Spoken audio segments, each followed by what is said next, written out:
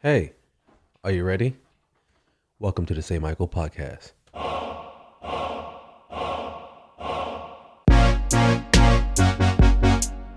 Yeah,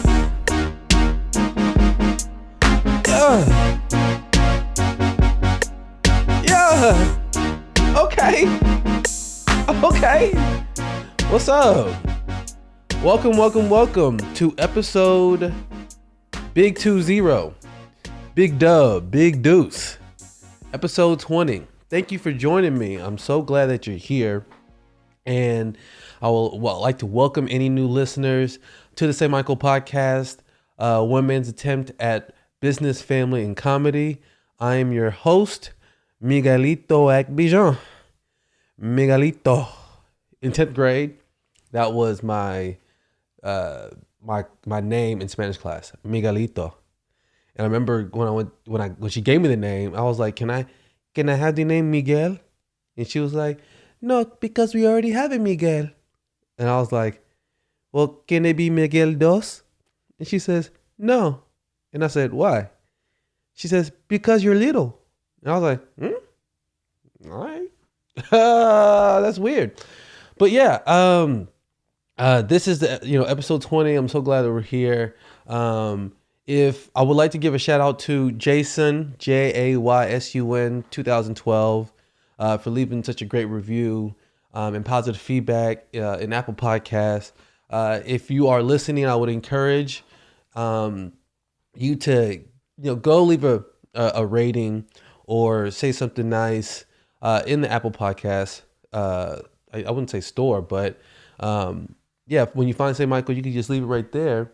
And it's very helpful to make sure that other people could find this. Let me know what you enjoy, what you like, and also just bring a little bit more awareness to the show. Because yes, it is growing, and that's what got me excited. Because numbers started to go up like they used to before this COVID-19, and this is like the February. I guess the February-March time, things were going up. And then from March and April, things were kind of up and down. Like I'm assuming because behaviors were off. And now that we're kind of going back to opening the economy and people going back to work and trying to get back to a little normalcy, I'm starting to see things pick back up because everything's picking back up. People are booking flights. People are booking car washes. People are in the streets. There's more traffic. Pollution's coming back. But even while I am optimistic about all these things that are coming back and that, we're getting out of the house and getting back together safely, the thing that on my other side of my mind, because on one side of my mind, I'm positive, and the other side of my mind is kind of a little indifferent, I would say, a tale of two minds of having so much uncertainty in what was already uncertain in my business. My business, or just doing business in general, it's a super uncertain, I guess, quest. And then you wrap that with another level of uncertainty, which is what's going to happen in these next few weeks, what's going to happen these next few months. Right now we're at 25% capacity in places. I'm here in Dallas, Texas, and we're reopening already. So there's places at 25% capacity, some places at 50%. Restaurants are starting to get back open. We're doing the face coverings, the 6 feet social distancing. And we just hope that it helps. I hope that it helps, and that contributes to people getting back to a little normalcy, because the only way I could describe what this is, or the feeling I have, at least for the next few weeks, is weird. It's hard to define something that you've never experienced. So for myself, I can't define exactly how I feel about going forward with everything as far as business and just anything really, because it's just so, the best word I could use is weird. Is the reason why is because we're all on different pages. We're all trying to get back to the same thing, how our lives were, but yet you're all doing it differently. And I've never seen anything like this where so many people are getting so many, different pieces of information from so many different places, and our behaviors are just uh, unpredictable. When you see people, sometimes it's, hey, what's going on, and they're right there in front of you, and then sometimes they're way far back. Some people aren't wearing masks. Some people are wearing masks, but they don't cover their nose. Some people are don't care. They just talk to you right there in front of you. Look, there's so many different types of understandings about what this reopening and us trying to do things safely again. And it's just weird. It's just a weird feeling. And a lot of that has to do with the fact that it's hard to predict what's going to happen in these next few weeks or in these next few months. And if it does get worse, what do we do then? If it does get better, what do we do then? And all I know is that they say, how do you eat an elephant? One bite at a time. So I'm going to take this day by day, and I understand that, my emotions to this entire thing are to kind of be all over the place, because sometimes I'm super duper optimistic and, positive about what's happening. But then when I can't plan, or I don't know what's going to happen, or things don't go as expected in this type of climate, it's just a weird fit. Just a weird fit. But, if you have, one company is kind of going through it right now. If you're having trouble getting your McGriddle, hot, or any of your hot cakes in the next few days, it's because McDonald's workers, a lot of them, a few thousand of them, are striking. And they're striking against McDonald's because they're saying that McDonald's is not giving them adequate protection to provide services to patrons. And I don't mean, McDonald's said that they're providing everything required for them to provide safe services, or for them to make sure that their employees are protected. And, employers are saying that, employers are saying that, like, they're asked, if they feel sick, they still have to go to work. So when they tell a manager, hey, I'm not feeling very great, the manager is like, well, if you still want this job, in a market like what it is now, where there's over 30 million unemployment, if you still want this job, you're going to have to come to work. So people are feeling like, McDonald's isn't treating them very well. And this fight, or this workers' strike that McDonald's is having, is being led by Fight for 15. Fight for 15 was the same organization that helped them get to $15 an hour minimum wage in some states. And now they're leading this, saying that you got to treat your employees right, and that's delicious. And that's true, but who knows what that is. So if your McRib isn't coming out as saucy as you're used to, or that Big Mac ain't as big as it used to be, just know what's going down with McDonald's. Because and it's funny what's going on with all these companies.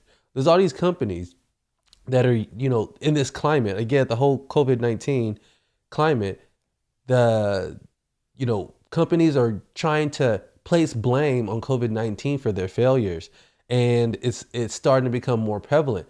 And I'm not saying that you shouldn't fail in this, or if you did fail in during this pandemic, that it's on you. I'm not saying that.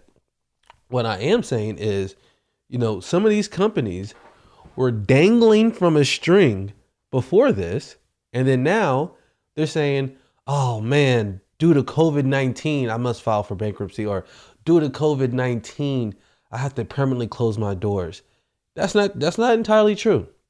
Tisk, tisk, tisk to you. Pier 1 Imports. I don't know if you remember that, or if you know that name, Pier 1 Imports. But they said that they have to close their doors permanently due to COVID-19. I got that notification. It said Pier 1 Import permanently closes its doors due to COVID-19. I was like, okay, y'all were struggling before COVID-19. COVID-19 was a nail on a coffin.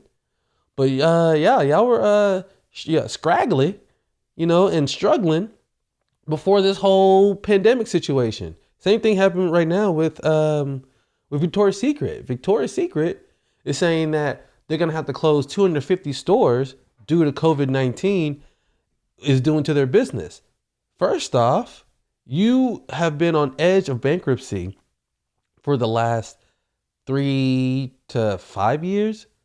And when they're saying that due to COVID-19, this is why we have to close these doors, it's almost like an opportunity to push your accountability. It's like the dog ate my homework for businesses to say that COVID-19, shut you down. Because, restaurants that were struggling, they're like, like some people are like, man, I just hope my friends' businesses survive and all that. And some of their businesses, as soon as the whole COVID-19 thing close the doors, shut the doors. And then they're like, oh, like you could reopen or you could do curbside. It's like, nah, it's just, we can't make it through this time. COVID-19 shut us down. No, you were struggling before. And COVID-19 made it to where you had no choice but make the right move, because you just got to be accountable, because you can't say that, oh, it's bad leadership or lack of innovation or lack of creativity or all these different type of things. You got to say, oh, it's COVID-19, something that's completely out of my control. And that's what's going down right now.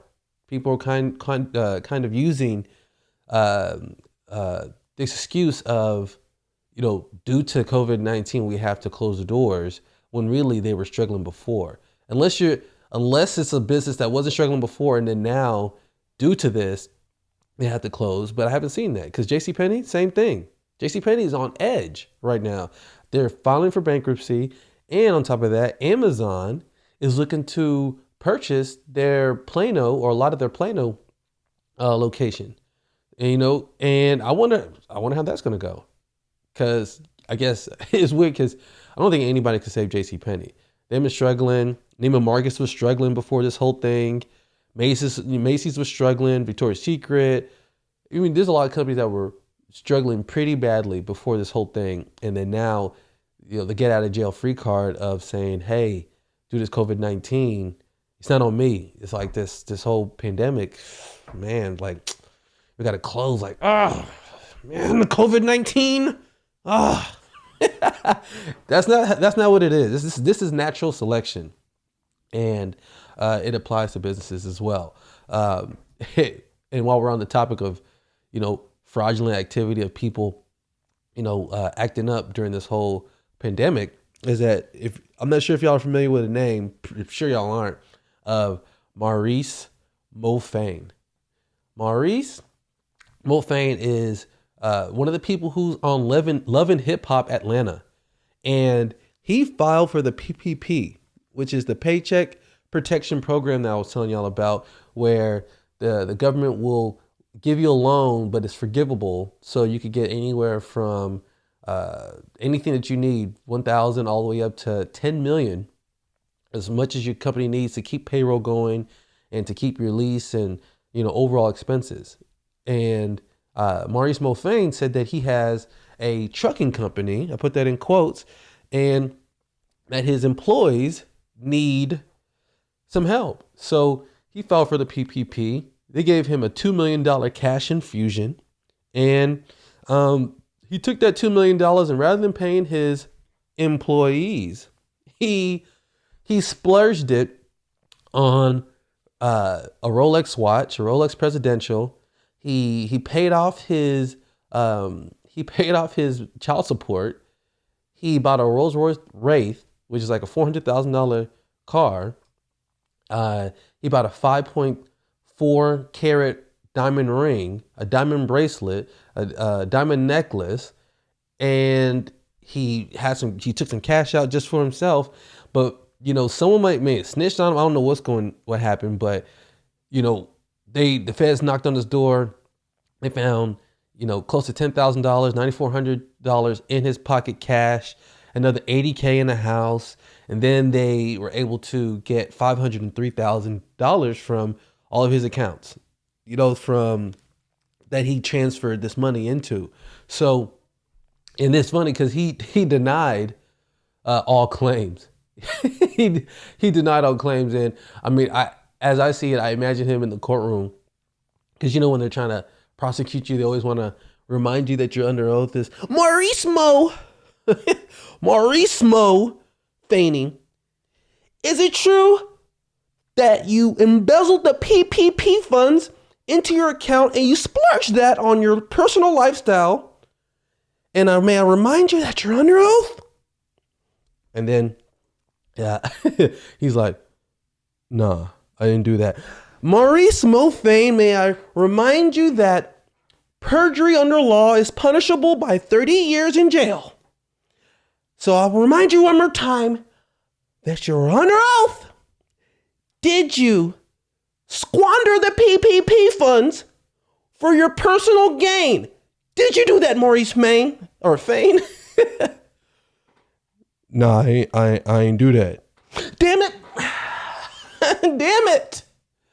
I rest my case, Your Honor. Man, I don't see him admitting to any of this, but this is so embarrassing. A new Rolls Royce? And even Rolls Royce is having issues now. They have to lay off 9,000 people. Man, this pandemic is not playing. This pandemic is not playing, and people trying to get theirs. Fraud is coming out. So if you got the PPP funds, and just be careful. Just be careful out there, because haters are watching, feds are watching. Spend it properly. Take care of yourself. And another reminder: there is $100 billion left. So if you know anybody or any businesses that are in need of PPP funds, there's about $100 billion left. Get that bread. Get that money. It's for you, so lock in, like I told you, before you get locked out. So yeah, Maurice Mofane. That's just too funny to me. But a new discovery we have. Okay, right here, let me show you what you're hearing. If you're listening, this is what it sounds like. You hear that? Okay. And if you're watching, you're looking at the prototype for our hand car wash supplies. And that's going to be going out very shortly and very soon. And it's beautiful. I love it. It's super simple, very minimal, very straight to the point, very easy to understand. The last thing that needs to be done is put the label on the back just to see how this whole beautiful product is going to look. But I'm proud of it. I look forward to it, like putting this out and letting people try it. And I'm already labeling it that this is going to be the best car wash that you've ever had, or 100% money back guarantee. 100% of your money back. And that's how confident I am when I put this out, that you're going to have one of the best experience of cleaning your car ever. But yeah, I'm really proud of it. It looks good. But this is made of some type of just regular plastic. But now what they're creating is bioplastic. I'm not sure if you've heard of that, but we might be looking at the end of, or the potential end of, plastics, because this whole plant-based plastic that they're creating right now, they're making breakthroughs on it, where Coca-Cola and Carlsberg, which is like a brewing company, they're actually going to start bottling using this plant-based plastic. And they said that when you use that plant-based plastic, that it deteriorates or decomposes in a year. So all that, those plastic bottles, those plastic straws, all that will soon go out and be replaced with this bioplastic. And Coca-Cola is investing heavily in it. Carlsberg is investing heavily in it. And I'm just really excited about that type of discovery, and that's happening because, when it comes to climate change, whether you believe in that or not, or anything that affects us like that, the fact that we are pushing ourselves to make these type of breakthroughs, because we came up with the meatless, that was to me one of the biggest breakthroughs that we've had in a long time, because that's going to change how people consume meat. Sorry about that, man. Where'd that come from? Virus. No, I'm good. But yeah, that's going to affect the plastic's gonna affect how people, use and consume things going forward. Same thing with the meatless, I guess meatless meat, the veggie meat or whatever they call it. That was a huge discovery, not discovery, but invention. I would say that it's going to change up how people, behave or use meat going forward. So that's incredible that's happening.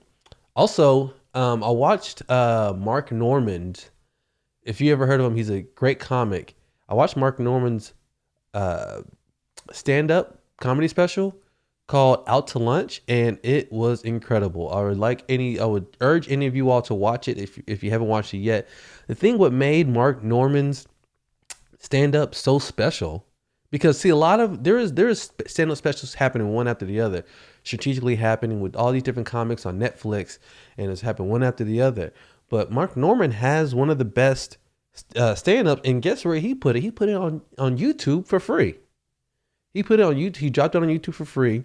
And what made it special is because it was for free. Second, it wasn't about the environment that he was in. It was about the jokes. So, he was executing his jokes they're all clever, very calculated. There's a lot of mathematics being used. And I appreciate him dropping something like that because he will be known as a staple during this whole COVID-19 pandemic quarantine situation, because he dropped a special for free that's better than a lot of the things that are on HBO or Netflix. So, and it's actually going almost towards 1 million views right now, and I'm proud. I'm proud of him. I'm glad that he did something like that. I think it's a great move because he just it's almost right now. It's almost like there's a soft reset when it comes to dropping past content. So I think he did it strategically because he was trying to get it sold with HBO and Netflix and all these other people, and they just didn't accept it. So he just dropped it for free, and he just bet on himself, and it was a good bet. So I commend him and I applaud him for those efforts, and I would challenge you all to watch it if you get a chance, because it's an incredible one. It's Mark Normand's Out to Lunch, and it's an incredible stand-up special. Also, since we're talking about YouTube, I want to bring up the fact that Joe Rogan will be leaving YouTube. In the last episode, I talked to you about Spotify is going to be, they're testing out a video platform for video podcasts, which makes me excited because what I'm doing is a video podcast, right? So, I heard that was happening. It was like a little, behind the scenes thing that was happening with them, and which made me buy more stock of Spotify. And then they made an announcement, this week that they're paying Joe Rogan $100 million plus contract so he could be exclusively on Spotify. So no more YouTube, no more Apple. So, Spotify is really taking a big bet, on people, and I'm here for it. I'm liking that, like the sound of it. And, the deal the way that this whole thing started, even for Joe Rogan, how he started his podcast, barely any listeners at the beginning. He does UFC commentating as well. Not commentating. He's like an announcer, and, he does stand-up comedy. And the fact that he's monetized his podcast, I think has to be probably his most valuable bet. And he's been doing this since has to been, I think, 10 years, because the person who inspired him was Tom Green. When he went on Tom Green's show, and Tom Green was doing the whole video podcasting thing way before anybody even thought of it. This is before there was a YouTube, and he was doing all on his internet. He's spending $40K, $50K a month just trying to produce it, and he couldn't monetize it. He was way earlier, but then Joe Rogan went to his set and got super inspired, and then he started his own. So the fact that, Joe Rogan is now, just for the podcast alone being offered $100 million plus to put it exclusively on Spotify, that's incredible. So more power to him. he's saying bye-bye. Well, Mark Norman saying hello to YouTube, and he's saying bye-bye to YouTube. So we'll see how that goes in the next few months. But well, my predictions are is that they're gonna launch it with a few people. I would think Joe Rogan. I would think maybe Joe Budden, but their video, it's not very far from what my video is, so it's not highly produced, but it's okay. So that's what's going down. Yeah. So there's a Future album that just came out. That's what I've been listening to lately. It's pretty good. It's called High Off Life. Future's album High Off Life. It's okay. I mean, the reason I say it's okay is that he gives people he gives his audience what they want, and this album delivers that. And there's a particular song off there called One of Mine, and One of Mine starts off kind of slow and syrupy before like the beat drops, but it kind of reminds me of like when they used to have like skits or like something right before a song like would drop, right? And then you'll hear like the drop beat, One of my niggas got rich out bricks. Right? And it kind of reminds me of like when they like drop those little quick stories or those like quotes or whatever to like like this. Like, so I went to her crib, right? I was trying to see what's up. And then I got in there. She had a whole bunch of roaches, bro. So I'm like, hey, I left something in the car. I'm gonna go get it real quick. She was like, cool. I got in the car, put it in gas, and I was out of there, bro. One of my niggas got rich out bricks. One of my niggas got rich. African gorilla, which that's what you're looking at right here. An African gorilla. And all an African gorilla knows how to do is kill. But more than killing, an African gorilla knows is how to survive. One of my niggas got rich out bricks. No, not that either. It's always some dramatic story. Like, so like I walked into the crib and I saw someone there. I was like, hey, who are you? You got a problem? He said, yeah, I got a problem. I was like, all right, you need to leave my house. He said, nah. So I grabbed my gun, pointed at him, started busting. One of my niggas got rich out bricks. One of my niggas got rich hand. Yeah, I guess that's how that goes. Yeah, that was terrible. Sorry. I hope y'all are staying safe out there because just so you know, they discovered that 80% of the transmissions that happen with the whole COVID-19 happen indoors. So outdoor drops it by, they said like 65%. So, not saying try to stay outdoors as much as possible, but just be wary about your indoor activity. And a lot of these happen from like nightclubs, they're saying, and like small tight groups that you would see, like funerals or small graduations, and that's how it spreads, because one person could spread it literally to a few hundred just from that one transmission. So just be safe out there. Try to do your best to keep your eyes on the swivel and stay healthy. Keep your immune system strong. Exercise, drink water, eat your fruits. Do what you need to do just to stay right. I'm doing all those things right now. And I just look forward to, just keep trying to deliver quality to you. If there is anything that you would like to hear, or anything you got questions about, you can always direct those to me.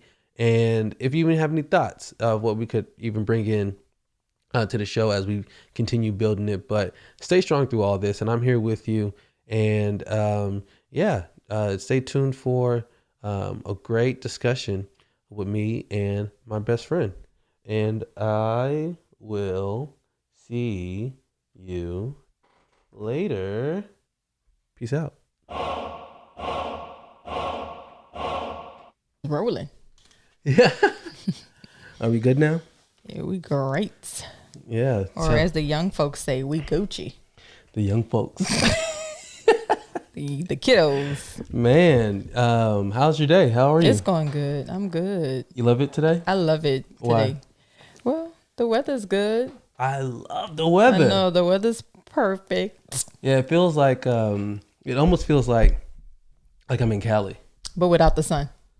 But sometimes Cali doesn't have sun like that. Yeah, that's true. But it does have, it's like Cali weather a little bit. You know, sometimes I always, before I ever go to Cali, I always have this assumption where I'm like, people in Cali think their weather's so perfect. It's overrated. And then when I get there, I'm like, God, It is perfect. it's perfect. Well, for me, it's a little bit, I wouldn't say perfect because it's more like their mornings and nights are a little cooler. So it's like 60 degrees. And I'm a summer girl. I like it when it's hot, like 100 degrees. So Cali to me is a little bit too cold for me. It reminds me of when people say, I got a Jeep, but I don't even buy AC because, I live in California. Oh, see. You know how they have it where the Jeep, you can get a Jeep with or without AC? Yeah. You can't tell me the weather's that good. I mean, the weather is great, but some days I don't be want to wear a cardigan. Is it better than Hawaii? I never been. Neither have I. I know we were supposed to go this year, but Hawaii's weather's probably overrated. I don't think so. I heard it was perfect. I think Hawaii, to me, probably would be better for me than Cali. Why? Because it's warmer in Hawaii. Could you, I know you're running right into the combo. I know, right? Could you live in like Cali or Hawaii or not even, since you've never been to Hawaii, so I can't really say that. I think I would like Hawaii way better than To Cali. live there? Yeah, because we've been to Cali a million times. I like Cali, but to live there, no, I wouldn't live there. Cali's like a cousin of Texas. Whenever someone's trying to start a new life, they're like, They moved to Texas. Yeah, they moved to Texas. Oh, and my then when God. everyone's trying to start a new life from Texas, they go to Cali. To Cali. No one ever goes really New York like that. That's know a too few people. fast I know. compared to like Texas That's true. speed. Yeah, what I for mean? Texas. Yeah, you're right. You're right. Because y'all a little slow out here. Yeah, I know we are. Yeah, and so we just had Mother's Day, right? Did we? I think that was like not this past. No, it wasn't this past Sunday. It was the Sunday before that. Oh, did I already ask how your Mother's Day was? I don't know. I think that was last episode, but honestly, I cannot remember. You over here relapsing in it? I know. No. I'm like Mother's Day. I worked on Mother's Day, so we kind of celebrated it the day before, that Saturday. Oh yeah. So I mean, we had a good Mother's Day. I had a good Mother's Day. I think you did talk about it. I probably did. I don't remember. Yeah, there's a story I just heard about. There was a boy who was kidnapped in China Oh no. or abducted Okay. at the age of 2. And the parent, so the dad was going out. He was at some kind of hotel or something like that. The dad was going out with the son, and then he went to go get some water, but he left the son in an area for like, I guess, a couple minutes or whatever. Yeah. He came back, he was gone. Oh my goodness. And they've been looking for him literally for the last 30 years. Are you serious? And they found him. Oh my God. Yeah. And, what ended up happening, is that they all reunited. But see, they found him at the age of 32 and he just turned 33. Right. And it wasn't a kidnapping. It was an abduction where they, I guess, took the child and they sold him Oh no. to another childless family. Yeah. Yeah, well, not family, childless parents. Yeah. So like adoptee. Oh wow. Yeah. And guess how much? How much? At that time, which was like 1988 or something like that, it was like $845. What? So they kidnapped him, or Yeah, abducted him, yeah. and then gave him to a family who wanted Sold a him, child, or yeah. sold him to. Yeah. So did he have a good life?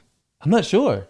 I didn't see any details about the actual family that adopted him. They Yeah. said there's no further details on that, but it seemed like he was living a good life. Yeah. But at the age of 2, so what they did is they had facial recognition technology and like some blood something, and they knew about kids that were being abducted and being sold. Yeah. And then knew for some reason what the area and all that. Oh wow. And it was a neighboring town, and they ended up finding out that he wasn't too far away, and they matched it. And then so then now the parents, so he said soon he's going to end up living with the mom. But see, the reason I thought about With that. his like real mom? Yeah, his real mom. Oh wow. Yeah. The reason I thought about that is because they told her and they announced it to her on Mother's Day. Really? Yeah, she said it was the best Mother's Day gift she's ever had. You shouldn't have told me that on this podcast because I'm going to cry. Why? That is so, wow. That's it's amazing. so sweet, right? Yeah. Yeah. And, she's like over like ecstatic about the entire thing. And now like she said, I never want to be separated from him again. Yeah. You know what I mean? And that was in China. And to say that you're on a quest to get your child back, and they never stopped. Literally, like he was on a mission, like right before they found him, like trying to help find other people's kids, you know? And, you know, I could just, it's just shocking to think, that could happen. Right. But then it's also a blessing to say, like, I'm glad I never gave up. Exactly. No, you should definitely not give up. Yeah. And it does show, I guess, a parent's, like, love, I guess. Oh, yeah. You know what I mean? Like, 30 years, like, never a break. That's she said crazy. she thought of him, like, almost all the time. I'm sure. I mean, I'm sure we'll be the same way. Yeah, I know. Especially because you just feel it. You just have a feeling like your child is out there alive somewhere. Yeah, you know what I mean? I think this happens pretty, I wouldn't say often, but I know that it happens enough for it to be like a storyline or a narrative of a child going missing. And next you know, like, especially a child that's like at 1 or 2 years old. He was 2 years old.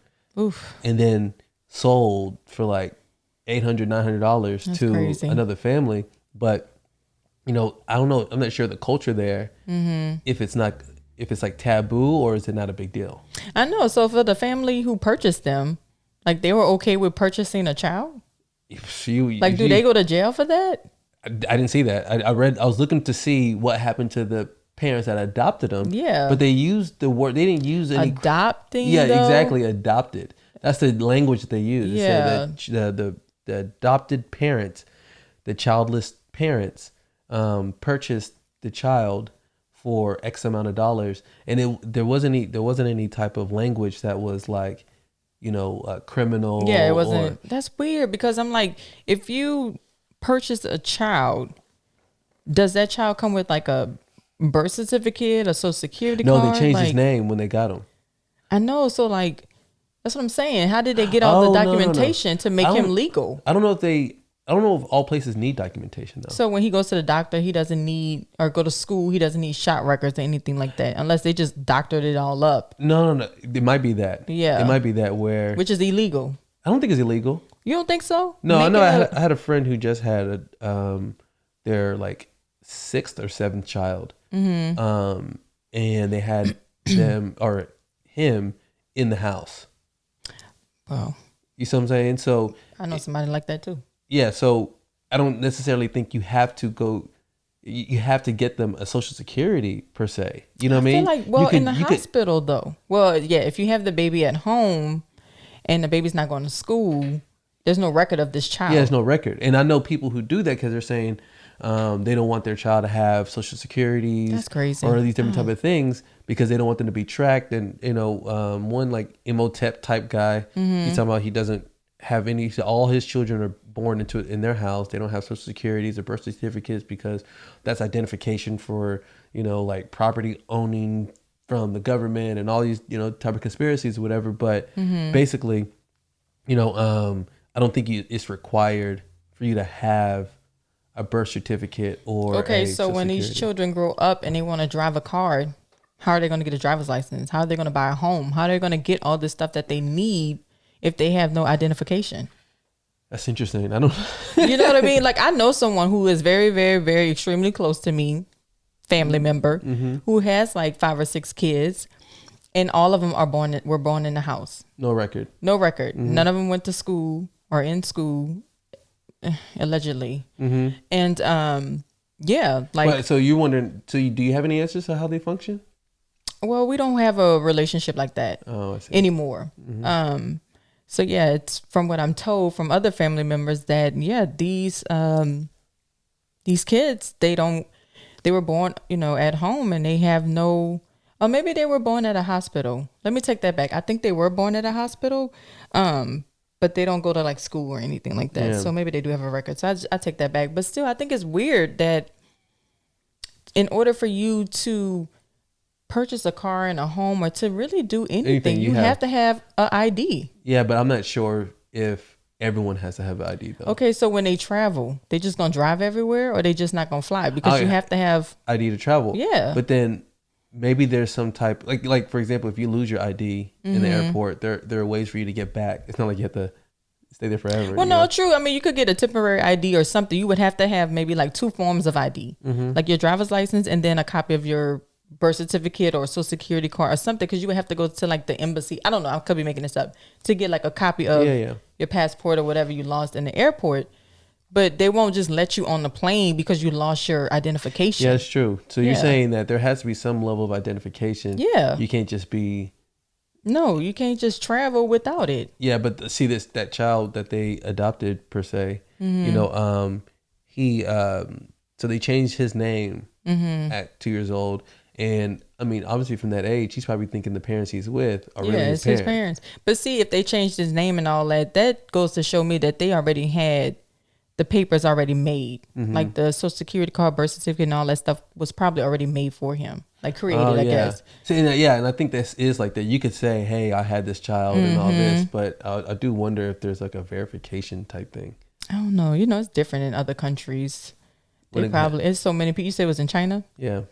So I said I don't even know culturally, because in parts of Africa there's a bunch of slavery. Yeah. You know, and you know when it comes to kids, like.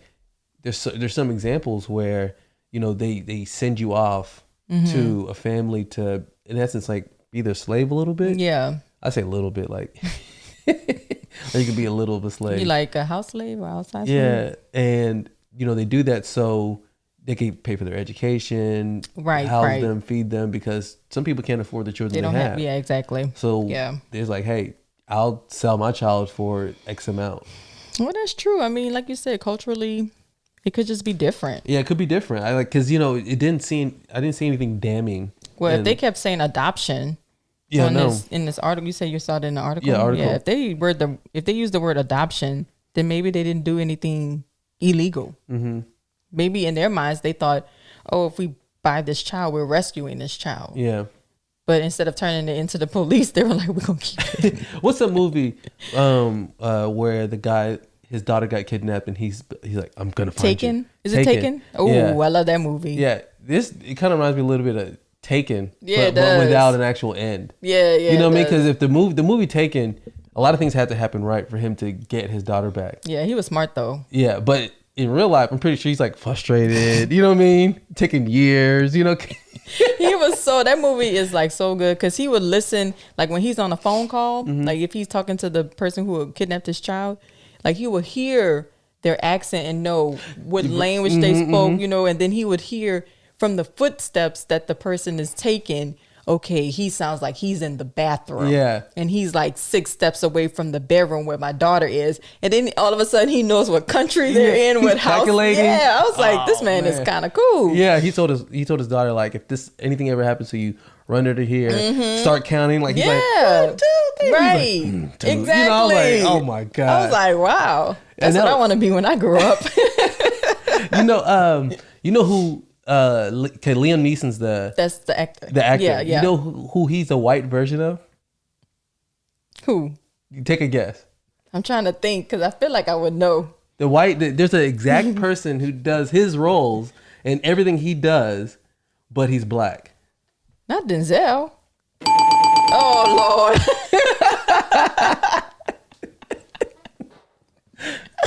I was like, wait, not him, but that's the closest person I can think. Okay. They do the exact same roles. Yeah, they kind of do. And the reason why I noticed it is that Denzel, he's not as, I'm not going to say that, because it always sounds like a diss when people said, you know, they're not like as mobile as they used to be. It's not that, you know, it's more that he has a certain type of style that's like an adult male. Yeah. But he's not a 007. No. Yeah, you're right. You know what I mean? And then Liam Neeson, same type of like build in a way. You know, he might be taller, but same type of build and abilities. Right. So they're not over here doing Chinese, you know, kicks and, you know, karate kicks or whatever. It's like when Denzel did that movie, I can't think of it, but his son needed like a heart transplant or something. And Denzel was like, he like shut down the hospel. He held all these hostages. That's like the. It's kind of like that though. Man, that's such a popular. That movie. was a good movie, yeah. Where his kid needed. I hate when I hate. I know. In my mind, I keep thinking I Am Legend, but that has absolutely nothing to do with Denzel. That's Will Smith.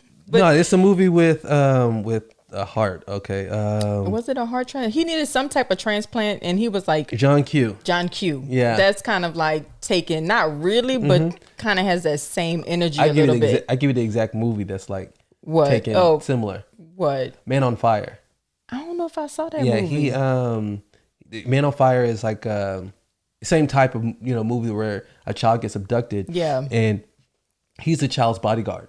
Oh, okay. Yeah, I never saw that. And they said, we need him back, and they're like crying. Yeah. He had like a personal relationship with the daughter. I think the daughter was the like some major person in Mexico.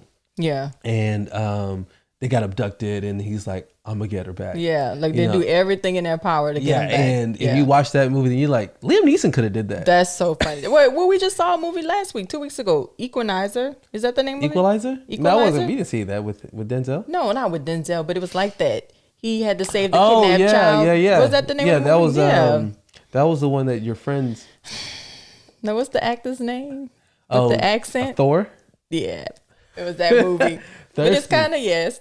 No. You said what? I'm a little parched. No, just kidding. But no, it was that. It was that movie. It was the same energy. Like, I have to do everything in my power to get this child back, whether it's mine or, But not like, but they're not the same build and the same type fighting style. No, I'm just saying, like, as far as like the energy that they bring. Yeah. Kind of like the similar storyline as far as like, I'll do anything for my child, or I'll do anything to get this child back. That's actually a good storyline. It is. Halle Berry did one like that too. I didn't watch it though, but I don't think it did that good. Chris Hemsworth. Oh, okay. That was a gentleman who was in that movie. Oh, all right. Oh my God. So you were saying? Halle Berry did one like that. I just saw the commercial. I think she was, I don't know if it was her child. Yeah, I think I think the child got like taken at a park or something, and she's like in a high speed chasing after the car. But I never saw the movie, but it was it pretty much the same, I'm sure. It sucks with Halle Berry because she gets a bad rap, because I think any actor or any person who's in their career, they don't want to look like they're washed up. Right, exactly. Yeah. You know what I mean? So, like Halle Berry, her last few movies haven't been, I know. You know what I mean? Yeah. Because the last movie that she had that was like on fire, I feel like it's like Swordfish. I didn't see that either. I didn't see it, but I did see it. Yeah. Because I think she went topless in that one. Of course you saw it. That was a big deal. I bet it was. But it's okay. I love Halle Berry. Her body too. So if I saw the movie, I would have been looking too. Yeah. It's been like this. Oh my. Covering both eyes, but still peeping through. Yeah. And she, so yeah, she did those last few movies where she's trying to get her child. I think they abducted her in a park or something like that. Yeah. And then there was another movie. She was like a 911 operator. Yeah, that was almost the same. It was very similar. Same thing. Yeah. Yeah, it's hard to get into your prime. Well, I think it's like once you reach a certain age in Hollywood, that's what they say. You're not being offered movie roles anymore. But you have to. I feel like you have to. Well, okay. With women, with black women, it's hard to get movie roles once you reach like 40 or over 40 or something like that. I could be wrong, but yeah, they're not offered roles. They kind of like get kicked to the curb because they're over a certain age. They don't have like that sex appeal anymore. So they're just like, all right, we're done with you. Yeah, I think that the transition happens when they don't put you in a role that you expect. You know what I mean? When they put you like, where you're usually like let's say like, I'm not sure. When it's like the sexy person in the movie. Yeah. But then instead they put you as like the mom. Oh, I know. Or when you become like the young grandmother, you're like, whoa. You know what I mean? It kind of humbles you a little bit. Right. But I feel like if you're really, I wouldn't say just confident, but then if you are, if you understand, have a really close understanding with yourself, you age well throughout. I mean, Halle Berry did. She looks amazing. Yeah, but I feel like the thing that hurt Halle Berry was like her personal life. I was about to say the drama that she was going through in her personal life. Yeah, which you never, celebrities in the past, you never had any understanding. You just saw them on TV. Right. And that's it, know? And then now, social media, TMZ. You know about their whole personal life. You know everything. You even know like why they're getting a divorce. Here's a copy of their like divorce papers, what they're settling on. Like, it's crazy. We just know too much of everybody's business. Yeah, Adele. She just got a divorce and she settled like a huge amount. Yeah, like but she had to 300 pay million or him, something like that. right? Yeah, she had to pay him. Yeah, I saw that.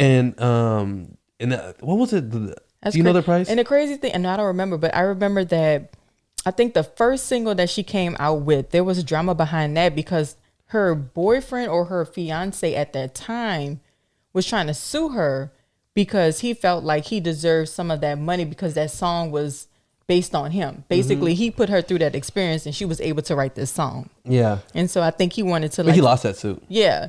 But then it's crazy because she, like years later, she gets married and whatever, has a family, which I'm not sure if that's true, but same thing. Like she gets a divorce and has to like fork over 180 million. That's crazy. 180 million. And what did he do? What work he put in? Just make sure He she helped got, her, you know, got to work on time. When you upgrade someone's life, you know what I mean? You join when you have a union and you upgrade someone's life, whatever you gain after, that's 50-50, baby. That's 50-50. I guess. If if the roles were reversed, the women would be saying the same thing. No, I'm saying like, look, when I become a billionaire and you know things have changed and all that, it's not gonna be where because I wasn't making this at the very beginning of our relationship that you know you don't deserve this. Is that how else would I have became what I became if I didn't put certain things in my life? Well, no, that's true. That's like what's the guy who owns Amazon? They just got divorced too, and that divorce settlement was huge. Yeah, she became the richest woman in the world because of that. Crazy. Yeah. But I mean, look. You know, he's set to be the next the world's first trillionaire. I cannot because of me. Yeah, I'm on Amazon every day. It's funny. People complain like trillionaire, and you know, in this type of environment, and then like that's me exactly. And you know what's funny, y'all? Y'all gonna laugh at me. So my Amazon account got hacked this past Friday, and so I've been on the phone with Amazon trying to get them to disable it and figure it out. And I don't know, for some reason they haven't figured it out. I'm so addicted. I text my sister, hey, can you purchase this for me through your Amazon account and I'll give you my card information? And she's like, why? What's going on? Like, what happened? And I'm telling her all this. She's like, all right, cool. I was like, I'm addicted. I need you to feed my addiction. Like, it's already been is it because 4 of or 5 that? days. What is it? Is it the Prime that you wanted her to use? Well, yeah, of course. You know, we have Prime, so I want my stuff to be here in the next 2 days. Oh my God. I don't want to have to wait. Otherwise, I'll just go drive to Walmart, you know? So, yeah, it's definitely the 2 days. And I know because of this whole virus thing, some stuff has been like pushed back for a week or two, but my stuff been coming on time. So yeah, you know, like they know me. They know me. Amazon know me. So yeah, he's set to. So yeah, in his divorce, she got a super huge amount. That's crazy. But you know, I do think that if you're in that person's life, you probably deserve. Well, yeah, I agree 100% because, you know, before we came into this, we didn't have much, and because of, you know, us together working together as a team, we have what we have, and if we happen to go separate ways, yeah, I think it should be split down the middle because we put just as much work to get what we have. You know what I mean? So I think it's fair. I was just joking about him taking all of Adele's money, but yeah, that's true. He helped some kind of way if he was a stay-at-home dad, or you know, he went to work. I don't know, but he deserves. You know, you don't think that because you're talking about stay-at-home moms. You were talking about that earlier today. Yeah, it was so random. Okay, so I was craving an Impossible Burger from Liberty Burger. That's what we went to.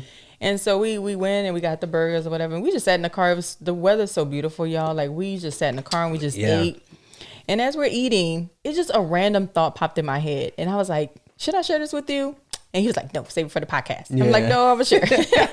So it was just like, okay, obviously I don't judge at all. But, you know, when moms say they quit their job because, let's say, for instance, your child's daycare is like $400 a week. And as a mom, you know, she's working and her paycheck is like $450 a week. And she quits her job to stay at home with the child because she's like, well, all of my money that I'm making is going to daycare. So I should just stay at home with my child. And to me, I thought, okay, what's wrong with that? Like, not to judge, because I have friends who are stay-at-home moms because, you know, childcare was expensive and their entire paycheck was going to like childcare. Is that usually why they become stay-at-home moms? Well, the friends that I know, that was their reason. And, you know, and another friend was, I think either she or her husband grew up in a like the mom was a stay-at-home mom, so that's kind of like the lifestyle that they had, so they wanted the same for their kids. So I totally understand that. But then, you know, I have a few friends who did quit their job because all of their income, the mom's income, was going to childcare. And I just thought, I was like, okay, before I never really thought much into it. I'm like, oh yeah, that makes sense. I mean, you might as well stay at home with your child. But then I'm like, but if all your money is going to the child daycare or childcare, school, whatever, what's the issue with that? Yeah, I know. Like, I don't mind. Like, let's say, you know, for you, if you, whatever your income is, it's able to cover costs, the entire house and everything. And what I'm making only covers the child's school. I don't know why I would quit my job for them to not go to school. What would the advantages of not quitting your job be? Like, would it be that, because if all the money that you earn only went to gas money and, you know, your child or children's childcare, then what would be would there be really a purpose of you working?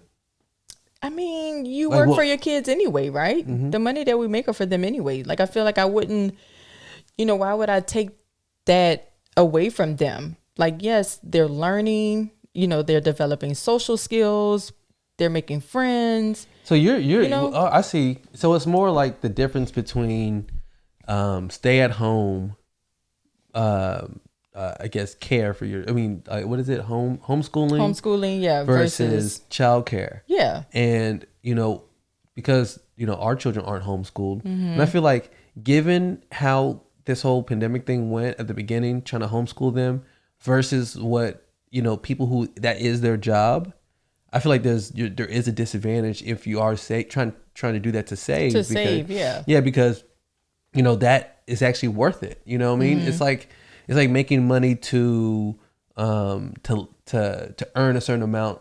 I mean, it's like trying to earn enough money to pay for food that is a certain level of, like, let's say, healthy. Yeah. You know what I mean? So then you're like, well, I could just not and just eat the foods I have, but you actually make that choice so you could bring better in. Right. And I feel like unless you have someone at your house, like, tutoring and teaching them, because it's their job and they know everything about it. Yeah.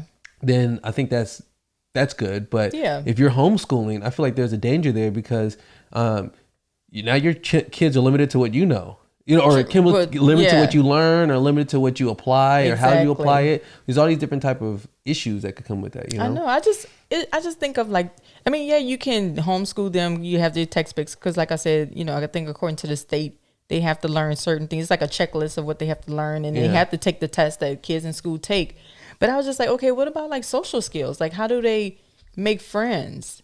You know, if they're homeschooled, you know, like, how do they go out and make friends in the real world? I mean, I know that even though you're homeschooling them, you're not keeping them away from, like, their neighborhood friends and stuff like that. But those aren't really friends, though. I mean, they're friends. Well, my neighborhood friends were like, they're my friends to this day. I have no friends from school. So, well, not college, but you know what I mean. No, I mean, what I meant is, you know, whenever you're a child in a neighborhood and then you move, you know, a lot of times you don't, the last of y'all's relationship is before you moved, you know? Right. But I'm talking about, like, consistent friends all throughout. A lot of those happen through school just because you're around them literally 5 days a week. Right. You know, through different type of programs and activities. But, you know, some people go to school and they don't have friends there. I mean, true. I didn't really have friends like that. If you, like, I mean, I have friends. Let me not say that. I have friends in elementary, middle, and high school. But my true friends who I could not wait to play with were my neighborhood friends. Oh, yeah. You know what I mean? Like, those were, like, my day ones. And they still, you know, like, my best friend is someone I've been friends with since we were, like, 8 or 9 years old. So, I don't know. I just think that, you know, homeschool, I mean, I guess there's advantages and disadvantages. But for some reason, that thought popped in my mind. I'm like, why would you take that away from your child? But, you know, there's advantages and limitations with everything. Yeah, you're right. So there is an advantage that maybe we're not seeing, or that you do get from homeschooling. That's true. You know what I mean? And there's disadvantage that you get from homeschooling. But see, same thing with school. Same thing with school, yeah. Because at least, you know, your child is safe at home with you, and you're building this bond with your child. But if your child is at school and you're working, you really get to see your child. You really get to create that bond, and you have to like depend on the school to provide that safety for your child. And nowadays you already know. Yeah, and just imagine the things that you can learn as homeschooling. Like you can learn like probably gardening. That's true. And that's the thing. Like I thought if you homeschool, it's more like you would learn a lot of like day-to-day things that we like do now. Yeah, exactly. Because a lot of stuff that you learn in school, you don't even remember it. Like you memorize it to take the test, but then after that, do you even apply it to real life? That's true. So so I feel like they're probably equal. Yeah. You know what I mean? With advantages and disadvantages, because exactly. where you lose with one, you gain with the other. That's true. So you know, it have to be almost like a hybrid. I know, right? Man, see, I told y'all can't make me happy. Like I be wanting stuff that don't even exist. Yeah, that's how it works. Damn. That's how it works with all. I wouldn't say all women. All women. Well, this one right here. Yeah. For sure. You know that for a fact. You know, it's funny. Remember I told you about the guy who got caught with the PPP loan, and man, see, people be playing too many games. Look, I got more info. Oh, and you're gonna be like, whoa, okay. So the guy who, what's the gentleman's name? Maurice Mo. Mo, his last name Mo? No, nickname Mo. Oh, he sounds sketchy. Yeah. It's like Fane. Maurice Mo Fane. That whole name. Okay, but sounds sketchy. Who is? I wish I had a little buzzer, but Lord, who's his fiance? His fiance. Yeah. So it's somebody that we know. Yeah. No, not us that we know. What we know of. Well, that's what I'm saying. Mm-hmm. Okay, so is this like a Love and Hip Hop cast? Yes. Are you lying? Yeah. Wait, hold up. I'm mad that I even got that right. Because it sounds like Love and Hip Hop drama. Yeah. Somebody named Mo and his, give me what city they in? Love and Hip Hop what? Atlanta. Ooh. Mm-hmm. It not Toya. No, that's not. Oh, that's not Love and Hip Hop. Ooh, I don't know. Okay, so you got like Rashida. I don't know the cast like that, and I watch it. You don't know any of the cast or people who are the day ones on there? I mean, I know the cast, but okay, there's like I think she's Jamaican. There's a Jamaican girl. That's the new people. Okay, so you want me to go back? Yeah, this is someone who's on there now and on there before. And this is a fiance? Yeah, it's her fiance. Yeah, it's his fiance and her Don't tell me Carly. Oh my God. Wait, are you serious? Yeah, her fiance. Wait, so they still together? I think it's now ex-fiance because on this because of this because allegedly he was like cheating on her and beating her or something on something the like season that. now. Yeah. Okay. Well, their fiance or fiance, is that what you say? And with the PPP loan, he took $2 million, and then with that he paid off his child support. He bought. I cannot. He bought a Rolex Presidential. I cannot. He brought a diamond bracelet. Oh Lord. He had $9,400 in his pocket when the feds came in. He had $80,000 cash in his crib. Oh, and then my God. He had a Rolls Royce Wraith with the paper plates that he just bought. Oh my God! So he literally cashed out that day. Yeah. Well, I'm not sure all that day, but the remaining amount that they got back was $500,000. Are you serious? And he got how much from $2 million.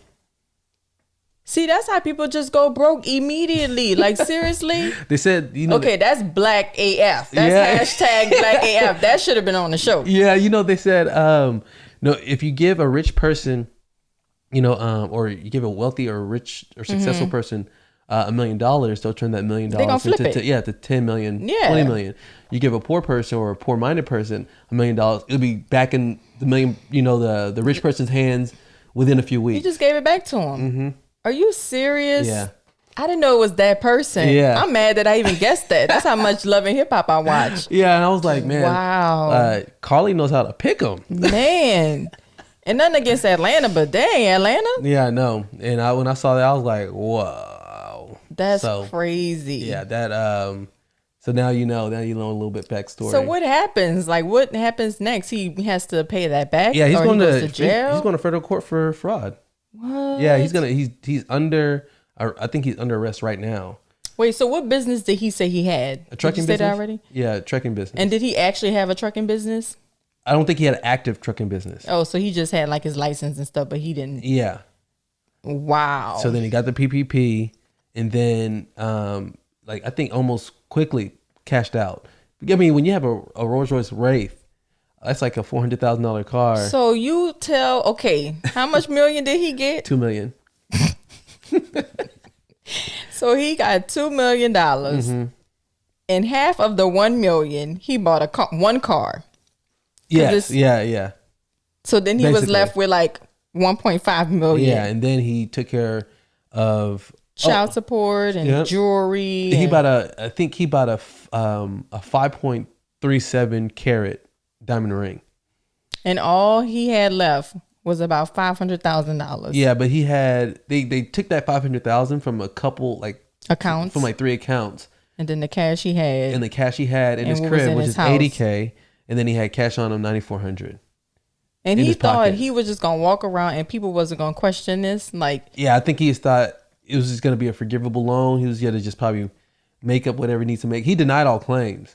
Oh, of course he did. Yeah, he denied all claims, but they have super hard evidence on. Yeah, and I'm sure somebody ratted him out. Yeah, I mean, look, black people, we be hating sometimes. I ain't gonna lie. And if you see somebody just came up overnight, you be like, something ain't right. Let me make this anonymous phone call real quick. I know. Especially if you don't like that person. Man, I mean, that's crazy. Yeah, and it's just, and he said he did it. Well, he didn't say he did it, but the insinuation is that for his like lifestyle and to promote his rap career. Yeah. Oh, but not his trucking business. Yeah, not his trucking business. Oh, okay. Yeah, that's what we doing. So, you wanna hear a juicy word? I love juicy words. This is a juicy one. Equanimity. That sounds like a business juicy word. Is it? You think? You sound Say like it that? again. Equanimity. I can't even repeat that. Try to say equanimity. Equanimity. Equanimity. Yeah. Okay. And I'm shocked that I even got that right. That's like you need in balance. You know what I mean? Okay. So like it's mental and I think it's like mental and emotional like balance, especially during like stressful times. Okay. So like it's almost like the example to it is like, how do you balance your ambition and also have equanimity during a time like now? You know what I mean? Because when you're trying to be super ambitious and you're trying to do all these things, it is super, super stressful. Right. But then how do you keep calm? You know what I mean? How do you stay stress free and like keep sane throughout that? So that's when you're trying to get equanimity is that, I like that. It's pretty good, right? Yeah, it is. I like that. Well, we took a walk this morning.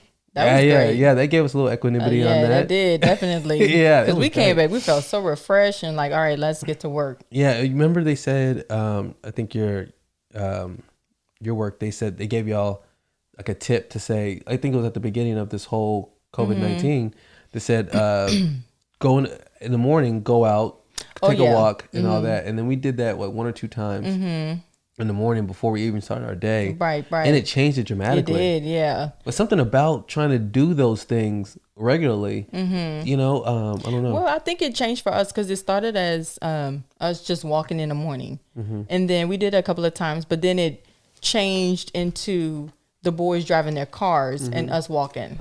So we just had to make it work for us. Like, even though they said first thing in the morning, go for a walk. Yeah, that was great. But for us, it didn't work all the time.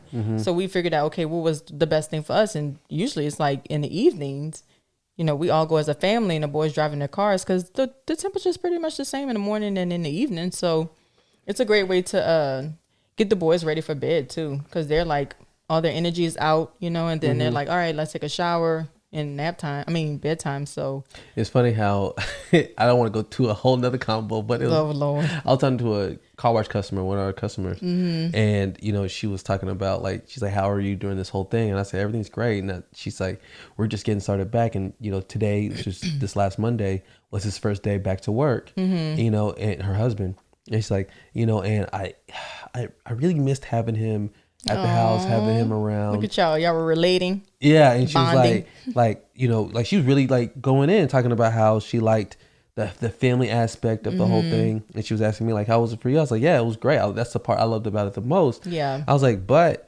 like halfway through, it started to break down. You know what I mean? That's not true. No. What I'm talking about is, when you're like, all right, we're gonna wake up like this, we're gonna go do this, we're gonna, do that. That's true. Then after I would say like a month probably.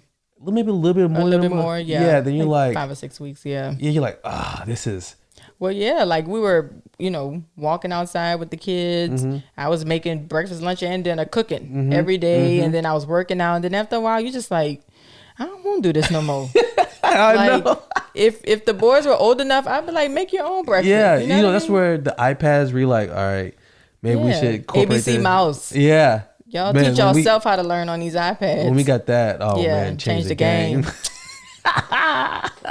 No, it really did, because I couldn't do the homeschooling anymore. Like, I was proud of myself. I think I lasted maybe like 5 weeks, maybe 6. And then after that, I was like, all right, what app can I download? Because I just couldn't do it anymore. It was just so hard. And it wasn't just, because I'm homeschooling them, but then I'm also working from home at the same time. Yeah, which is super hard. Was so difficult.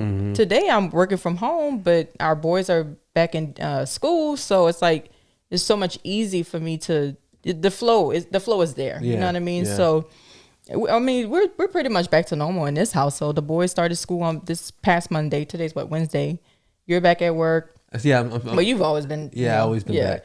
And then I'm back at work. So we're kind of getting back into the normalcy of things. Yeah, it's not that bad. It's not bad. Anything else you'd like to share with the people? No, I wish I had more. I mean, we could talk all day, but. We could. I don't want to kill their eardrums. No. We could talk all day, but I know, right? This was a good episode. It was. I liked it. And I appreciate you all for listening. And we'll see y'all later. Bye. Peace out.